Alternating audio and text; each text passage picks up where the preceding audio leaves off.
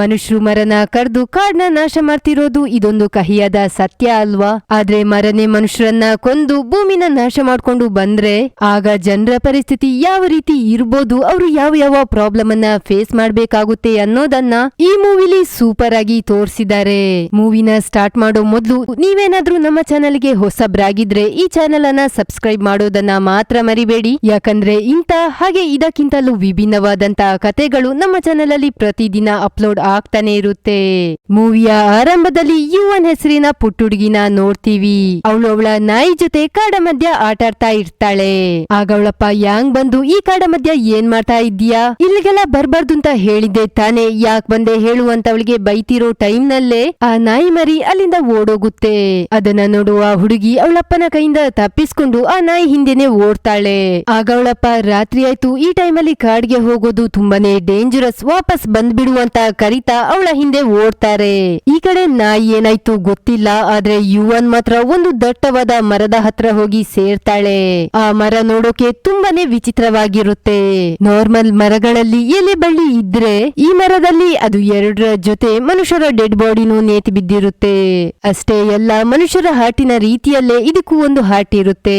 ಅಷ್ಟೊತ್ತಿಗೆ ಆ ಮರಕ್ಕೆ ಮನುಷ್ಯರ ಸ್ಮೆಲ್ ಬಂದು ಹಾವಿನ ರೀತಿಯಲ್ಲೇ ಇರೋ ದೊಡ್ಡ ಬಳ್ಳಿ ಯುವನ್ ಮೇಲೆ ಅಟ್ಯಾಕ್ ಮಾಡೋಕೆ ಬಂದಾಗ ಅವಳಪ್ಪ ಯಾಂಗ್ ಬಂದು ಅವಳನ್ನ ಕಾಪಾಡಿ ಅಲ್ಲಿಂದ ಸೀದಾ ಅವರ ಮನೆಗೆ ಕರ್ಕೊಂಡೋಗಿ ನಿಟ್ಟಿಸಿರು ಬಿಡ್ತಾನೆ.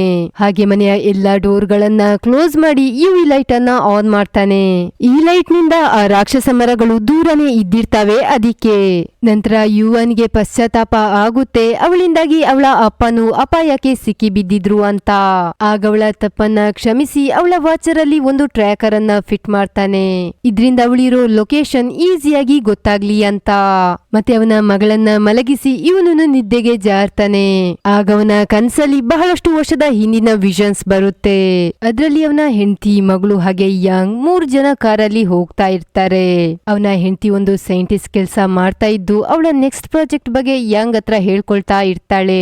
ಭೂಮಿಯ ಮುಖ್ಯ ಭಾಗ ಆಗಿರೋ ಮರಗಳು ಹೇಗೆ ನಶಿಸಿ ಹೋಗ್ತಾ ಇದೆ ಅಲ್ವಾ, ಈ ತರನೇ ಮುಂದೆ ನಡೀತಾ ಹೋದ್ರೆ ಫ್ಯೂಚರ್ ಅಲ್ಲಿ ಜನರು ತುಂಬಾನೇ ಕಷ್ಟ ಫೇಸ್ ಮಾಡ್ಬೇಕಾಗುತ್ತೆ. ಅದಕ್ಕೆ ನಾವೀಗ ಮಾಡ್ತಿರೋ ಪ್ರಾಜೆಕ್ಟ್ ಏನಾದ್ರೂ ಸಕ್ಸಸ್ ಆದ್ರೆ ಸಣ್ಣ ಸಣ್ಣ ಗಿಡಗಳು ತುಂಬಾ ಫಾಸ್ಟ್ ಆಗಿ ಕಮ್ಮಿ ಟೈಮ್ ಅಲ್ಲೇ ದೊಡ್ಡ ದೊಡ್ಡ ಮರಗಳಾಗಿ ಮಾರ್ಪಾಡಾಗುತ್ತೆ ಅಂತ ಮಾತಾಡ್ಕೊಳ್ತಿರೋವಾಗ ಅವಳ ಕೊಲೀಗ್ ನ ಕಾಲ್ ಬಂದು ಅದರಲ್ಲಿ ಅವನು ಹೇಳ್ತಾನೆ, ನಾವು ಮಾಡ್ತಿದ್ದ ಪ್ರಾಜೆಕ್ಟ್ ನ ಪ್ಲಾನ್ ಎಲ್ಲ ತಲೆ ಕೆಳಗಾಗೋಯ್ತು.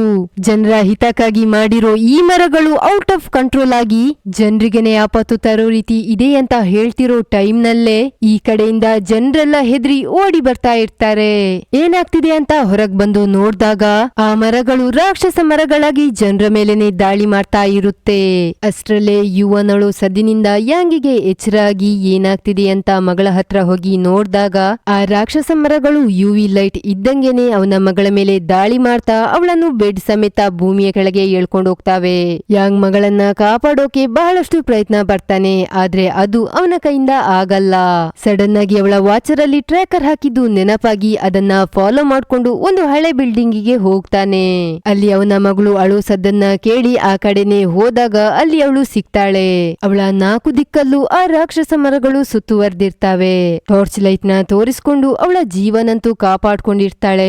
ಆದ್ರೆ ಕತೆ ಇಷ್ಟು ಈಸಿ ಆದ್ರೆ ನೋಡೋರಿಗೆ ಏನ್ ಮಜಾ ಅಲ್ವಾ? ಅದೇ ರೀತಿ ಅವಳ ಕೈಲಿರೋ ಟಾರ್ಚ್ ಲೈಟ್ ನ ಬ್ಯಾಟ್ರಿ ಖಾಲಿಯಾಗೋ ಸ್ಟೇಜ್ ಗೆ ಬರುತ್ತೆ. ಅದನ್ನ ಗಮನಿಸೋ ಯಾಂಗ್ ಅವನ ಟಾರ್ಚ್ ಅನ್ನ ಅವಳ ಕಡೆ ಬಿಸಾಕ್ತಾನೆ.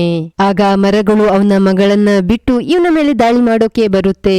ಯಾಂಗ್ ತಲೆನ ಓಡಿಸಿ ಅಲ್ಲೇ ಪಕ್ಕದಲ್ಲಿದ್ದ ಫೈರ್ ಎಸ್ಟಿಮೇಷನ್ ನಿಂದ ಕಿಟಕಿನ ಹೊಡಿತಾನೆ. ಆಗ ಅಲ್ಲಿಂದ ಬಂದ ಬೆಳಕು ರೂಮ್ ಎಲ್ಲ ಹರಡಿಕೊಳ್ಳುತ್ತೆ. ಬೆಳಕನ್ನ ನೋಡಿ ಮರಗಳೆಲ್ಲ ಹೆದರಿ ಹಿಂದೆ ಹೋಗ್ತಾವೆ.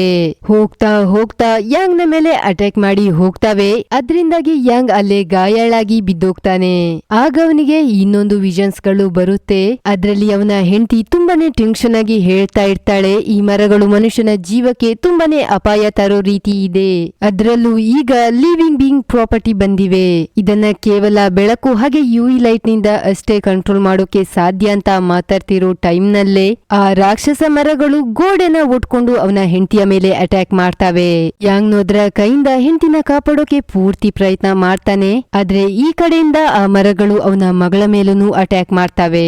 ಇದನ್ನ ನೋಡು ಅವನ ಹೆಂಡತಿ ನನ್ನ ಮಗಳನ್ನ ಚೆನ್ನಾಗಿ ನೋಡ್ಕೋ ಅಂತ ಹೇಳ್ತಾ ಅವನ ಕೈಯಿಂದ ಇವಳ ಕೈನ ಬಿಡಿಸ್ಕೊಂಡು ಆ ರಾಕ್ಷಸ ಮರಕ್ಕೆ ಆಹುತಿ ಆಗ್ತಾಳೆ. ಮಾಡ್ತಾಳೆ ತನ್ನ ಮಗಳನ್ನ ಉಳಿಸ್ಕೊಳ್ಳೋಕೋಸ್ಕರ. ಯಾಂಗ್ ಒಂದು ಸಮಯದಲ್ಲಿ ಒಬ್ರನ್ನಷ್ಟೇ ಸೇವ್ ಮಾಡೋಕೆ ಆಗ್ತಿತ್ತು ಅಲ್ವಾ, ಅದಕ್ಕೆ ಈಗ ನಾವು ಪ್ರೆಸೆಂಟ್ ಅನ್ನ ನೋಡ್ತೀವಿ. ಯಾಂಗನ್ನ ರಾಕ್ಷಸ ಮರಗಳು ಸ್ವಲ್ಪ ಸ್ವಲ್ಪನೇ ಕತ್ಲೆ ಕಡೆ ಎಳ್ಕೊಂಡು ಹೋಗ್ತಾ ಇರ್ತಾವೆ.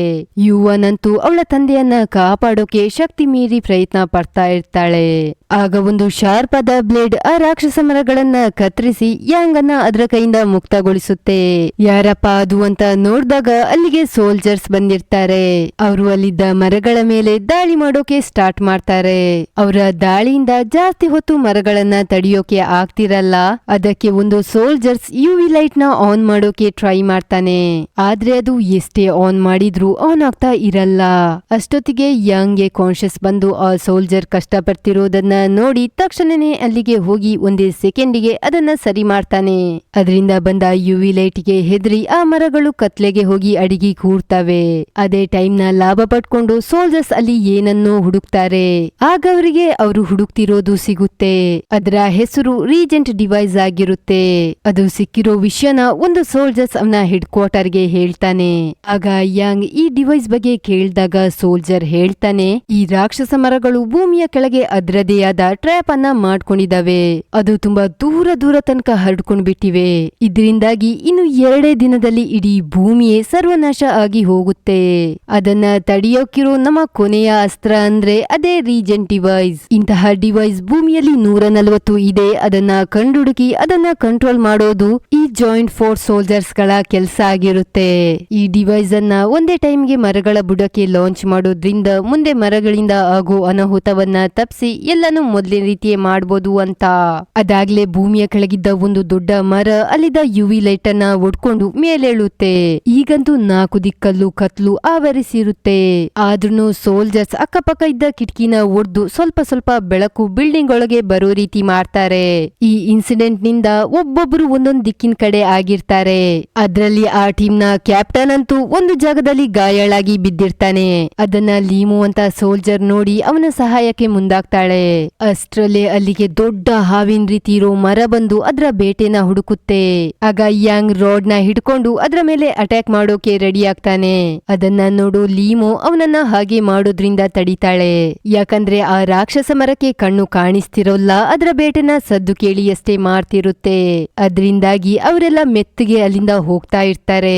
ಯುವನ್ ಹೋಗೋ ಟೆನ್ಷನ್ ಅಲ್ಲಿ ಒಂದು ಶೆಲ್ಫ್ ಗೆ ಡಿಕ್ಕಿ ಹೊಡಿತಾಳೆ. ಆ ಸದ್ದನ್ನ ಕೇಳಿ ಯುವನ್ ಮೇಲೆ ದಾಳಿ ಮಾಡೋಕೆ ಆ ಮರ ಬರುತ್ತೆ. ಅದನ್ನ ನೋಡಿ ಅವಳ ತಂದೆ ಹೇಗೆ ಸುಮ್ನಿರೋಕೆ ಸಾಧ್ಯ ಅಲ್ವಾ? ಅದೇ ರೀತಿ ಅವನು ಅವಳ ಸಹಾಯಕ್ಕೆ ಹೋಗ್ತಾನೆ. ಅವರಿಬ್ರು ಅಪಾಯದಲ್ಲಿ ಇರೋದನ್ನ ನೋಡಿ ಲೀಮೋನು ಅವರ ಹೆಲ್ಪಿಗೆ ಹೋಗಿ ಆ ಮರಗಳ ಮೇಲೆ ದಾಳಿ ಮಾಡ್ತಾಳೆ. ಅಷ್ಟು ದೊಡ್ಡ ಮರಕ್ಕೆ ಇವರ ಈ ದಾಳಿ ನಾಟುತ್ತಾ ಅದು ಇವರ ಮೇಲೆನೆ ದಾಳಿ ಮಾಡಿ ಸಾಯಿಸೋಕೆ ಬರುವಾಗ ಆ ಗಾಯಾಳಾದ ಕ್ಯಾಪ್ಟನ್ ಅದ್ರ ಮೇಲೆ ಶೂಟ್ ಮಾಡ್ಕೊಂಡು ಬರ್ತಾನೆ. ಅದ್ರಿಂದಾಗಿ ಆ ಮರಗಳು ಇವನನ್ನ ಬಿಟ್ಟು ಕ್ಯಾಪ್ಟನ್ ಅನ್ನ ಹಿಡ್ಕೊಳ್ಳುತ್ತೆ. ಅವರನ್ನ ಕಾಪಾಡೋಕೆ ಲೀಮೋ ಮುಂದೆ ಬಂದಾಗ ಅವಳನ್ನ ಬರ್ಬೇಡ ಅಂತ ಸೈನ್ ಮಾಡಿ ಬಾಂಬ್ ನ ಪಿನ್ ತೆಗಿತಾರೆ. ಇದರಿಂದಾಗಿ ದೊಡ್ಡ ಬ್ಲಾಸ್ಟೇ ಅಲ್ಲಿ ಆಗುತ್ತೆ. ಕ್ಯಾಪ್ಟನ್ ನ ಜೊತೆ ಆ ರಾಕ್ಷಸ ಮರನು ಸತ್ತೋಗುತ್ತೆ. ಲೀಮೋ, ಯಾಂಗ್, ಯುವನ್ 3 ಜನ ಬಿಲ್ಡಿಂಗ್ ನಿಂದ ಹೊರಗೆ ಬಿದ್ದೋಗ್ತಾರೆ. ಅದೃಷ್ಟವಶತ್ ಆ ರೀಜೆಂಟ್ ಡಿವೈಸ್ ಅವರ ಜೊತೆ ಹೊರಗೆ ಬಂದು ಬೀಳುತ್ತೆ. ಬಾಕಿ ಉಳಿದ ಸೋಲ್ಜರ್ಸ್ ಅವರ ಜೊತೆ ಬಂದು ಸೇರ್ತಾರೆ. ಕ್ಯಾಪ್ಟನ್ ನ ಸಾವಿನ ಸುದ್ದಿಯಿಂದ ಎಲ್ಲರೂ ನಿರಾಶೆಗೊಂಡಿರ್ತಾರೆ. ಹಾಗೆ ಆ ಟೀಮ್ ನ ಇಂಜಿನಿಯರು ಆ ಬ್ಲಾಸ್ಟ್ ನಿಂದ ಸತ್ತೋಗಿರ್ತಾನೆ. ಈಗ ಅವರಿಗೆ ಒಬ್ಬ ವ್ಯಕ್ತಿಯ ಕಮ್ಮಿ ಇರುತ್ತೆ. ಅದಕ್ಕೆ ಯಾಂಗ್ ಅನ್ನೇ ಅವರ ಟೀಮ್ಗೆ ಕರೀತಾರೆ. ಯಾಕಂದ್ರೆ ಯುವಿ ಲೈಟ್ ಅನ್ನ ತಟ್ ಅಂತ ಹೇಳಿ ಸರಿ ಮಾಡಿ ಬಿಟ್ಟಿದ್ದ ಅಲ್ವಾ, ಅದಕ್ಕೆ. ಆದ್ರೆ ಯಾಂಗ್ ಮಾತ್ರ ಅವರ ಜೊತೆ ಹೋಗೋಕೆ ರೆಡಿನೇ ಇರೋಲ್ಲ. ಈಗ ಅವನ ಮಗಳು ಹಾಗೆ ಅವನು ಸುರಕ್ಷಿತವಾಗಿರ್ತಾರೆ ಅಲ್ವಾ. ಅವನ ಮಗಳನ್ನ ಬಿಟ್ರೆ ಈ ಭೂಮಿಯಲ್ಲಿ ಅವನಿಗೆ ಯಾರೂ ಇರೋಲ್ಲ. ಮಗಳ ಸೇಫ್ಟಿಗಿಂತ ಮುಖ್ಯ ಅವನಿಗೆ ಏನೂ ಆಗಿರೋಲ್ಲ. ಮತ್ತೆ ಅವರಿಬ್ರು ಅಲ್ಲಿಂದ ಹೋಗ್ತಾರೆ. ಆದ್ರೆ ಯಾಂಗ್ ನ ನಿರ್ಧಾರದಿಂದ ಅವನ ಮಗಳೇ ಖುಷಿಯಾಗಿರೋಲ್ಲ. ಸ್ವತಃ ಅವಳುನು ಬಯಸ್ತಿರ್ತಾಳೆ ಅವಳಪ್ಪ ದೇಶದ ಸೇವೆ ಮಾಡಿ ದೇಶನ ಕಾಪಾಡ್ಲಿ ಅಂತ. ಯುವನ್ನ ತಾಯಿರ್ತಿದ್ರು ಮೊದ್ಲಿಗೆ ಈ ಕೆಲ್ಸನೇ ಮಾಡ್ತಾ ಇದ್ರು ಅಂತ ಹೇಳಿ ಯಾಂಗ್ ನ ಕಣ್ಣ ತೆರಿಸ್ತಾಳೆ. ಅದನ್ನ ಕೇಳಿ ಯಾಂಗ್ ದೇಶ ಸೇವೆ ಮಾಡೋಕೋಸ್ಕರ ಸೋಲ್ಜರ್ಸ್ ಗಳ ಜೊತೆ ಹೊರಡ್ತಾನೆ. ಹಾಗೇನೆ ಮುಂದೆ ಹೋಗ್ತಿರೋವಾಗ ಬೇರೆ ಟೀಮ್ ನ ಸಿಗ್ನಲ್ ಅವರಿಗೆ ಸಿಗುತ್ತೆ. ಅದ್ರಲ್ಲಿ ಕೇವಲ 2 ಪದ ಅಷ್ಟೇ ಕೇಳಿಸ್ಕೊಳ್ಳುತ್ತೆ, ಗ್ರೀನ್ ಟೈಡ್ ಅಂತ. ಏನಾಗ್ತಿದೆ ಅಂತ ಕರೆಕ್ಟ್ ಆಗಿ ಅರ್ಥ ಮಾಡ್ಕೊಳ್ಳುವಷ್ಟರಲ್ಲೇ ಭೂಮಿ ಒಡ್ದು ಅಕ್ಕಪಕ್ಕದ ಬಿಲ್ಡಿಂಗ್ ಗಳೆಲ್ಲ ಕುಸ್ತು ನೆಲಕ್ಕುರುಳುತ್ತೆ. ಅದನ್ನ ನೋಡಿ ಎಲ್ರು ಅಪೋಸಿಟ್ ಸೈಡ್ ಗೆ ಓಡೋಕೆ ಸ್ಟಾರ್ಟ್ ಮಾಡ್ತಾರೆ. ಆಗ ಆ ಗ್ರೀನ್ ಟೈಡ್ ಅದರ ಅಸಲಿ ರೂಪಕ್ಕೆ ಬಂದು ಆ ಏರಿಯಾವನ್ನೇ ಅಲ್ಲೋಲ ಕಲ್ಲೋಲ ಮಾಡುತ್ತೆ. ಈ ಗ್ರೀನ್ ಟೈಡ್ ಅನ್ನೋದು ಎಲ್ಲ ದೈತ್ಯಾಕಾರದ ಮರಗಳನ್ನ ಸೇರಿರೋ ಒಂದು ದೊಡ್ಡ ಅಲೆಯಾಗಿರುತ್ತೆ. ಈ ಅಲೆಯ ಮುಂದೆ ಸಿಕ್ಕಾಕೊಳ್ಳೋದು ಏನೂ ಉಳಿಯೋದು ಅಸಾಧ್ಯ ಆಗಿರುತ್ತೆ. ಅದು ಬಿಲ್ಡಿಂಗೇ ಆಗಿರ್ಲಿ ಅಥವಾ ಮನುಷ್ಯನೇ ಆಗಿರ್ಲಿ, ಇದು ಕೇವಲ ಟ್ರೈಲರ್ ಆಗಿರುತ್ತೆ. ಇನ್ನು 56 ಗಂಟೆಯ ನಂತರ ಇಂತಹ ಬಹಳಷ್ಟು ಅಲೆಗಳು ಇಡೀ ಭೂಮಿಯನ್ನೇ ಸರ್ವನಾಶ ಮಾಡೋಕೆ ರೆಡಿಯಾಗಿರುತ್ತೆ. ಈ ಕಡೆ ಸೋಲ್ಜರ್ಸ್ ಅವರ ಜೀವನ ಉಳಿಸ್ಕೊಂಡು ಓಡ್ತಾ ಇರ್ತಾರೆ, ಆದ್ರೆ ಮುಂದೆ ದಾರಿ ಕಂಪ್ಲೀಟ್ ಆಗಿ ಬಂದಾಗಿರುತ್ತೆ. ಹಿಂದೆಯಿಂದ ಆ ಗ್ರೀನ್ ಟೈಡ್ ಎಲ್ಲವನ್ನ ನಾಶ ಮಾಡ್ಕೊಂಡು ಅವರ ಕಡೆನೆ ತುಂಬಾ ಫಾಸ್ಟ್ ಆಗಿ ಬರ್ತಾ ಇದ್ದು, ಇವರಿಗೆ ಬೇರೆ ದಾರಿ ಕಾಣದೆ ಒಂದು ಬಸ್ಸಿನೊಳಗೆ ಹೋಗಿ ಸೇರ್ತಾರೆ. ಆ ಗ್ರೀನ್ ಟೈಡ್ ದಾಳಿಯಿಂದ ಬಸ್ ಹಾರ್ಕೊಂಡೋಗಿ ಒಂದು ದೊಡ್ಡ ಬಿಲ್ಡಿಂಗ್ ಒಳಗೆ ಬಂದು ಬೀಳುತ್ತೆ. ಸೋಲ್ಜರ್ಸ್ ಅವರ ಜೀವನ ಹಂಗೋ ಹಿಂಗೋ ಮಾಡಿ ಕಾಪಾಡ್ಕೊಂಡಿದ್ರು, ಆದ್ರೆ ಹೊರಗಿದ್ದ ಜನರು ಆ ರಾಕ್ಷಸ ಮರದ ದಾಳಿಯಿಂದ ತಮ್ಮ ಜೀವನ ಕಳ್ಕೊಳ್ಬೇಕಾಯ್ತು. ಈಗ ಹೊರಗೆ ಮರನು ಶಾಂತವಾಗಿರುತ್ತೆ, ಆದ್ರೆ ಬಾಕಿ ಉಳ್ದ ಎಲ್ರೂ ಟೆನ್ಷನ್ ಆಗ್ತಾರೆ. ಯಾಕಂದ್ರೆ 56 ಗಂಟೆ ನಂತರ ಆಗ್ಬೇಕಿದ್ದ ವಿನಾಶ ಎಕ್ಸ್ಪೆಕ್ಟ್ ಟೈಮಿಗಿಂತ ಮುಂಚೆನೆ ಆಗಿರುತ್ತೆ. ಈ ವಿಷಯನ ಹೆಡ್ ಕ್ವಾರ್ಟರ್ಗೆ ತಿಳಿಸೋಣ ಅಂತ ಹೇಳಿದ್ರೆ ಅಲ್ಲಿ ಸಿಗ್ನಲೇ ಇರಲ್ಲ. ಆಗ ಯಾಂಗ್ ನ ಗಮನ ಪಕ್ಕದ ಬಿಲ್ಡಿಂಗ್ ಅಲ್ಲಿದ್ದ ಸಿಗ್ನಲ್ ಟವರ್ ಮೇಲೆ ಬೀಳುತ್ತೆ. ಆ 2 ಬಿಲ್ಡಿಂಗಿಗೆ ಸೇತುವೆ ಅನ್ನೋ ರೀತಿ ಒಂದು ಪುಲ್ ಇರುತ್ತೆ, ಆದ್ರೆ ಅದು ಈಗ್ಲೂ ಬಿದ್ದೋಗೋ ಸ್ಥಿತಿಯಲ್ಲಿದ್ದು ಅದನ್ನ ದಾಟೋದ್ ಬಿಟ್ರೆ ಬೇರೆ ದಾರಿ ಇವ್ರಿಗೆ ಇಲ್ದೇ ಇದ್ದ ಕಾರಣ ಅನಿವಾರ್ಯವಾಗಿ ಅದನ್ನ ದಾಟ್ಲೇಬೇಕಾಗಿರುತ್ತೆ. ತುಂಬಾನೇ ಗಮನ ಕೊಟ್ಟು ಒಂದೊಂದು ಹೆಜ್ಜೆನ ಇಡ್ತಾ ಮುಂದೆ ಹೋಗ್ತಾ ಇರ್ತಾರೆ. ಆಗ ಪಕ್ಕದ ದೊಡ್ಡ ಬಿಲ್ಡಿಂಗ್ ಸಡನ್ ಆಗಿ ಕುಸ್ತು ಬೀಳುತ್ತೆ. ಇದರಿಂದ ಅವ್ರ ಯಾರಿಗೂ ಏನೂ ಆಗೋಲ್ಲ, ಬಟ್ ಅವರ 4 ದಿಕ್ಕಲ್ಲೂ ಹೊಗೆ ತುಂಬ್ಕೊಂಡ್ ಬಿಡುತ್ತೆ. ಇದ್ರಿಂದಾಗಿ ಯುವನ್ಗೆ ಮುಂದೆ ದಾರಿ ಕಾಣದೆ ಕಾಲ್ ಜಾರಿ ಕೆಳಗೆ ಬಿದ್ದೋಗ್ತಾಳೆ. ಅದನ್ನ ನೋಡೋ ಹೊಸ ಕ್ಯಾಪ್ಟನ್ ಅವಳನ್ನ ಹಗ್ಗದ ಸಹಾಯದಿಂದ ಹಿಡ್ಕೊಂಡ್ ಬಿಡ್ತಾನೆ.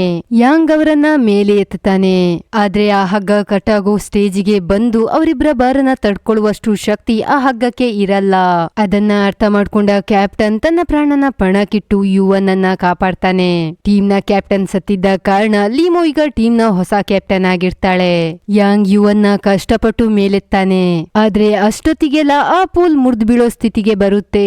ಎಲ್ಲಾ ಸೋಲ್ಜರ್ಸ್ ಗಳು ಫಾಸ್ಟ್ ಆಗಿ ಓಡಿ ಬಿಲ್ಡಿಂಗ್ ನ ಒಳಗೆ ಸೇರ್ಕೋತಾರೆ. ಕೊನೆಯದಾಗಿ ಯಾಂಗ್ ಯುವನ್ ನ ಒಳಗೆ ಬಿಸಾಕಿ ಅವನನ್ನು ಒಳಗೆ ಬಂದು ಸೇರ್ತಾನೆ. ನಂತರ ಯಾಂಗ್ ಸಿಗ್ನಲ್ ಟವರ್ ಅನ್ನ ಸರಿ ಮಾಡ್ತಾನೆ. ಲೀಮೋದ್ರ ಸಹಾಯ ತಗೊಂಡು ಕಮಾಂಡರ್ ಹತ್ರ ಮಾತಾಡ್ತಾಳೆ. ಈ ಕಡೆ ಕಮಾಂಡರ್ 140 ಜಾಯಿಂಟ್ ಫೋರ್ಸ್ ಸೋಲ್ಜರ್ಸ್ ಗಳ ಗ್ರೂಪ್ ಜೊತೆ ಕನೆಕ್ಟ್ ಆಗ್ತಾರೆ.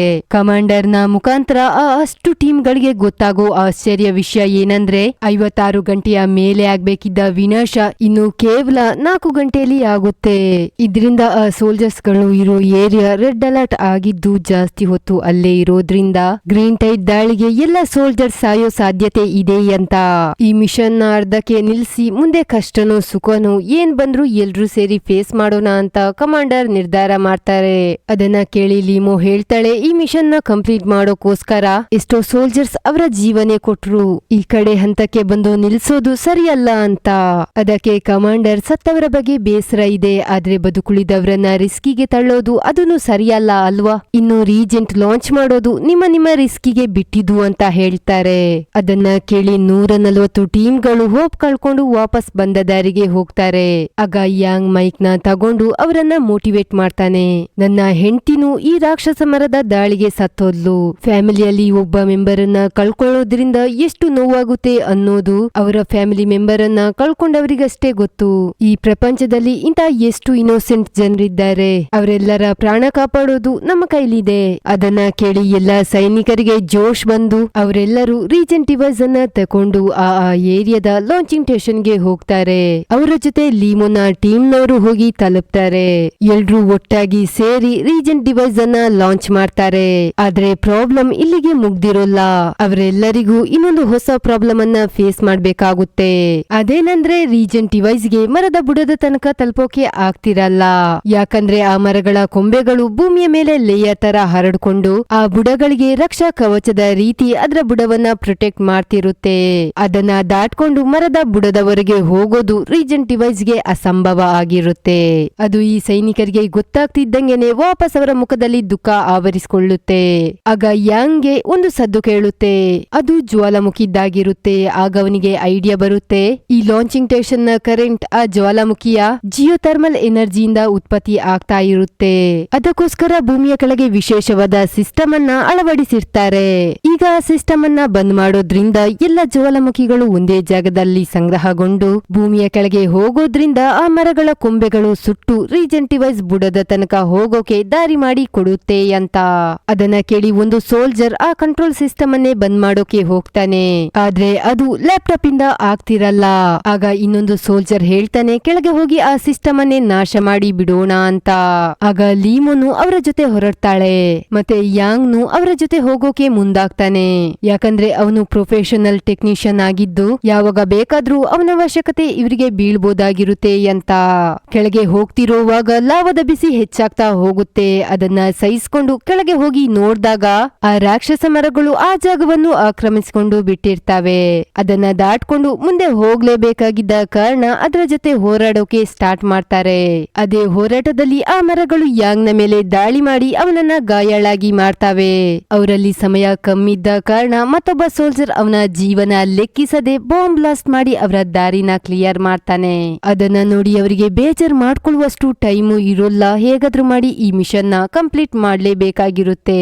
ಅದಕ್ಕೆ ಅವರು ಬಾಂಬ್ ನ ಹಿಡ್ಕೊಂಡು ಮುಂದೆ ಹೋಗ್ತಾರೆ.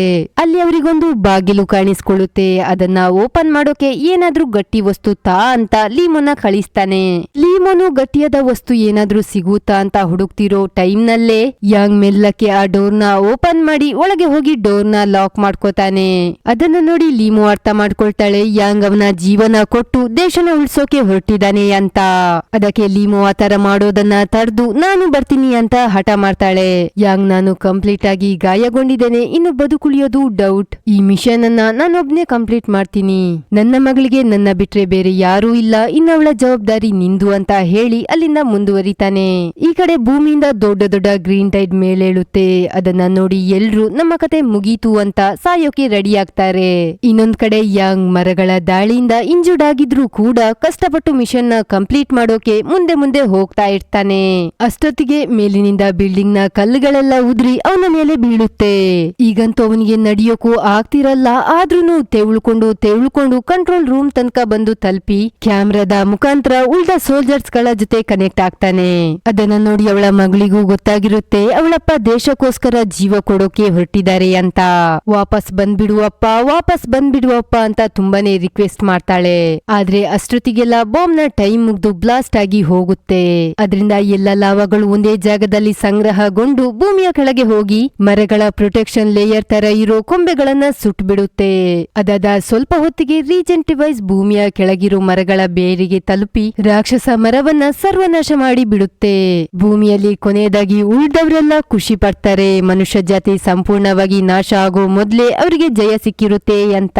ಮತ್ತೆ ಪ್ರತಿಯೊಬ್ರು ಮರ ಹಾಗೆ ಭೂಮಿನ ಸುರಕ್ಷಿತವಾಗಿ ಇಟ್ಟುಕೊಳ್ಳುವ ಪ್ರಮಾಣ ಮಾಡ್ತಾರೆ.